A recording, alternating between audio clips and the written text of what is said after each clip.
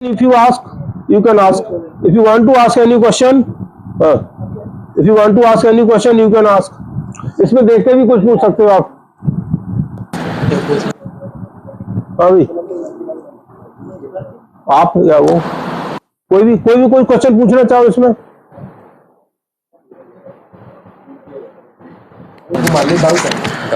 अरे वो भाई वो सर जो ये वोल्टेज है करंट जीरो पे भी वोल्टेज ऊपर से स्टार्ट किया सर. ये सर ये देखिए.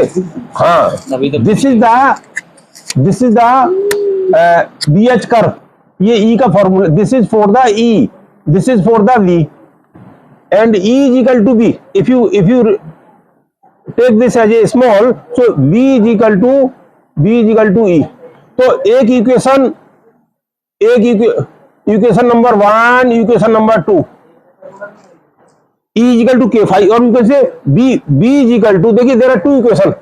This you can say B is equal to K5 omega और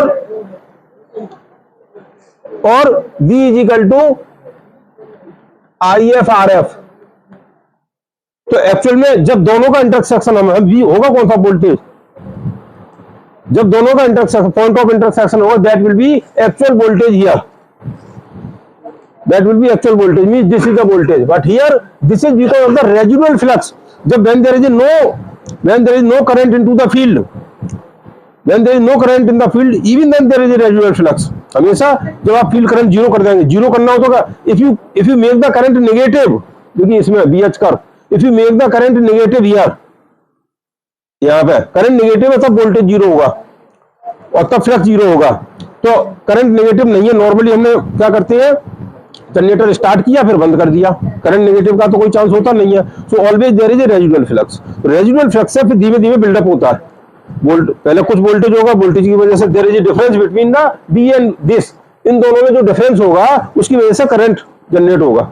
उस करंट से फिर आपका फिर वोल्टेज, फिर करंट, वोल्टेज ऐसा करके आपका फाइनली जब दोनों बराबर हो जाते हैं वो पॉइंट ऑफ इंटरसेक्शन, उसमें हमारा वोल्टेज स्टेबल फिक्स हो जाता है. और ये सर IA/A में sir A capital A, IA/A sir, इसमें A बताना सर. ये sir.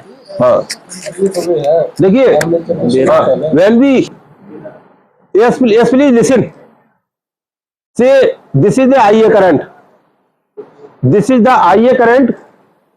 See for example, this is a negative growth, this is a positive growth. Negative से एंटर कर रहा है, पॉजिटिव से निकल रहा है करंट, लेकिन ये बाइंडिंग के अंदर जाएगा. So this is like this.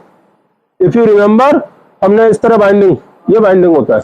अगर लेफ्ट बाइंडिंग है तो दो पार्ट में डिवाइड हो जाएगी. लेफ्ट बाइंडिंग है तो नंबर ऑफ पोल्स के अकॉर्डिंगली डिवाइड हो जाएगी. तो total current will be divided. अगर ये पैरेलल नंबर ऑफ पोल्स 2 है, टोटल नंबर ऑफ पोल्स 2 है या लेफ्ट बाइंडिंग है, तो करंट IA/2 और IA/A ऐसे डिवाइड. और ये करंट हर एक कंडक्टर में जाएगी, हर एक कंडक्टर में उतना करंट जाएगा. That's why and this IC is the current flowing into the one conductor.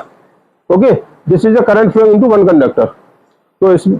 So we have to convert this IC in terms of IA/A, because we know IA अंदर कितना current जा रहा है, we don't know, we cannot measure.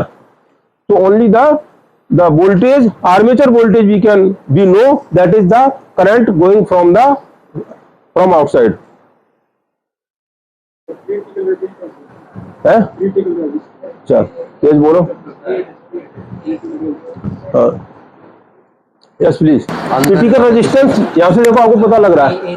Definition अगर आपको exam में लिखना है तो क्या लिखेंगे, it is that resistance of the field binding. पहले तो पता होना चाहिए क्रिटिकल रेजिस्टेंस किसका है, फील्ड का है का आर्मेचर का है. So it is the resistance of the field binding.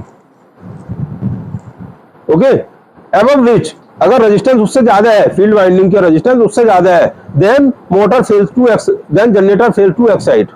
That is the critical resistance. So हमेशा फील्ड वाइंडिंग का रेजिस्टेंस उस पर्टिकुलर रेजिस्टेंस से कम होना चाहिए. कितना होना चाहिए कि हमें टर्मिनल वोल्टेज कितना चाहिए, उसके accordingly. Okay, thank you very much. So the DC generator is over. DC motor has been started. So I think by the end of this month, DC motor will be completed. And in the, okay, you can make it off.